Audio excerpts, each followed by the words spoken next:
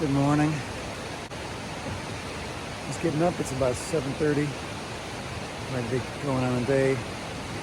Down to mid to low 20s last night. Slept warm, comfy. Equipment worked great. My Xtherm sleeping pad, my double sleeping bags. I had a Catabatic Palisades 30, and then lighting equipment 50 degree on top of that. It worked fabulous. Just had to camp on the trail last night. You can see him on the trail. It's just right next to this rushing stream. I am on my way to Rabun Bald via Darnell Creek. This is Darnell Creek.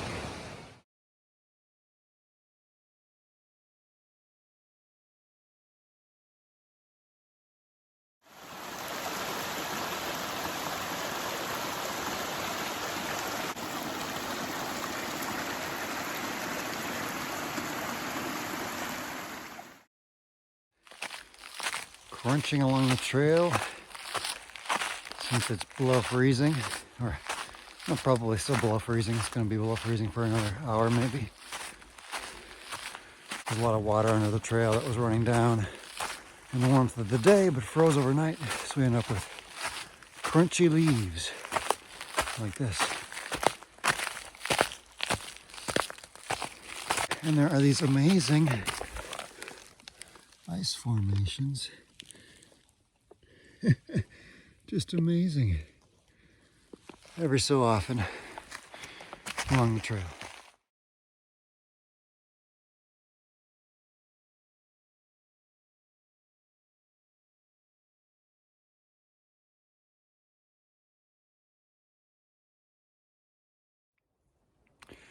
I'm going through a little burn area here. It looks like maybe there's a lightning strike towards the top of this little knob. I'm now, I don't know, maybe a couple miles, probably within an hour of getting to Rabun Bald. According to my track that I'm following on the GPS, it shouldn't be that far. And as I come up to the top of this little thing, I got my first grand view. Wow.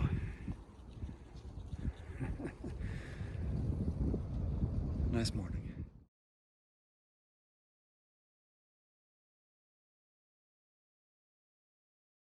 I think I'm now at the final ascent to Rabun Bald. And I just stopped for water at this amazing little stream. It has amazingly ice-coated leaves and sticks sticking up in it.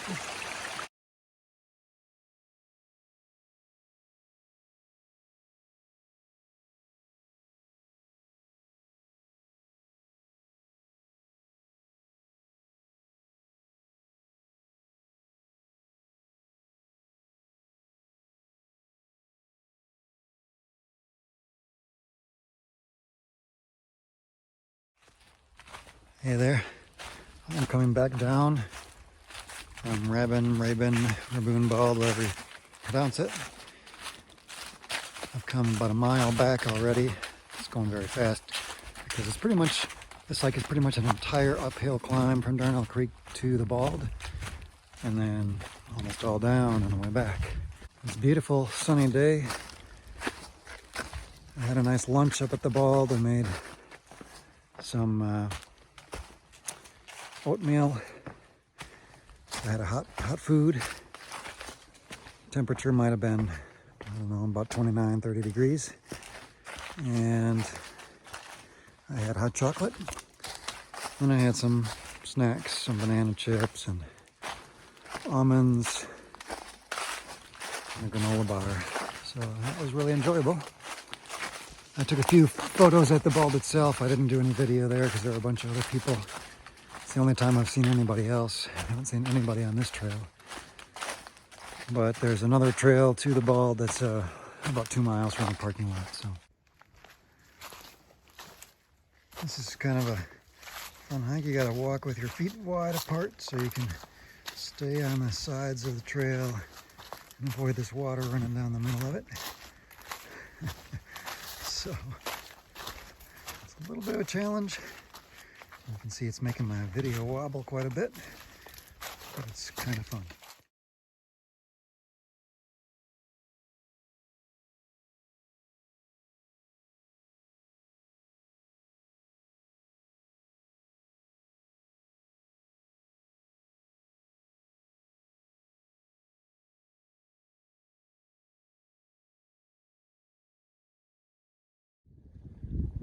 So I'm back at the first grand view that I had on the way up. I would say this is one of my two favorite spots on this trip. There's this, and then the place that I got water with the really cool ice formations. Great view here. I like it better than the Bald, which was my destination, because there's not too much out here. This is just mostly just wilderness. Not only that, but you have just quite interesting tree formations. I took the pano, you can see, and then I took a portrait of myself next to this tree with all these little bushy pine needle bits growing all over its trunk. Love this spot. Coming up on evidence of why they call the AT the green tunnel, with all the rhododendron and foliage. A little bit of a green tunnel even in winter here with these rhododendrons. So there are two things I did not use on this trip. One is the micro spikes that I brought just in case. But this was really the only significant slippery ice that I found. And then the other thing I didn't use was the charging cord for my phone. All right, now I'm back to Darnell Creek. Lovely creek, wonderful gurgling sounds. Now, there is one more thing that I didn't use on this trip, which was a good thing, and that is I did not use my emergency space blanket. And I'm actually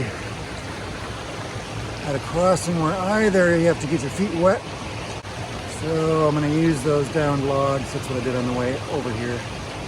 That's why I stopped last night.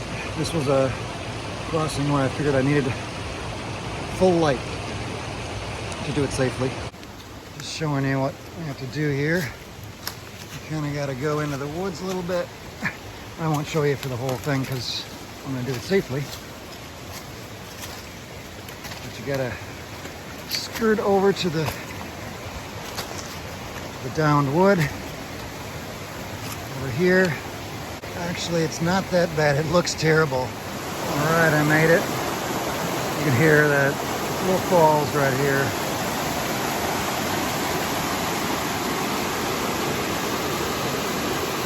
Darnell Creek is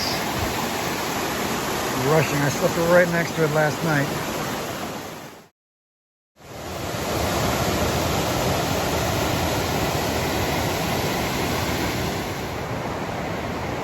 Well, it's so bright up on top of this falls, you can't necessarily see how beautiful this falls is.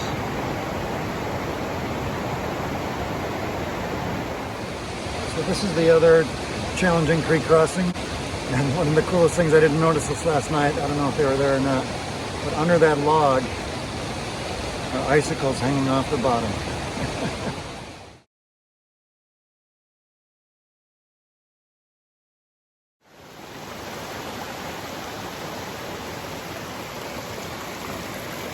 The last rays of sunshine for the day coming through on this waterfall. Okay, this is the second to last obstacle before I get back to the car. This creek crossing, I did it last night, no problem. I have taken my shoes off. I'm gonna wear these socks for it. My pants rolled up. It's close to knee deep, maybe at its deepest. It wasn't a problem other than being very cold. And then I have an extra pair of socks that I put on the other side for the hike back up to the car. The last obstacle is this big tree blowdown that you kind of have to crawl through. Covers the trail, and it doesn't really work to get around it very well because it's a big tree. And then I'll be back at the car. So yeah, this should be fun. Okay, I guess I didn't remember there's two down trees. I'm kind of stuck in the middle of this guy. This isn't too bad. But There's a trail behind me. Making our way through this one, then we got one more. All right, made it. Back to the car ahead. Right up the trail here.